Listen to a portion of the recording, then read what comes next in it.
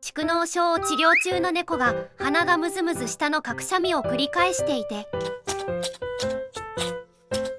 まるで壊れたおもちゃのように止まる気配がありません。飼い主さんが素早く手を動かしても鼻水は止まらず、ものすごい量が出てきます。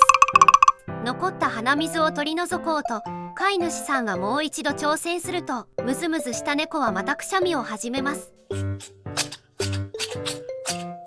鼻の中の鼻水が全て出きったのか、それ以降はくしゃみをしても出てこなくなり、ティッシュで顔をきれいにしてあげると、猫はとてもすっきりした表情に。あまりの大量の鼻水を見ていると、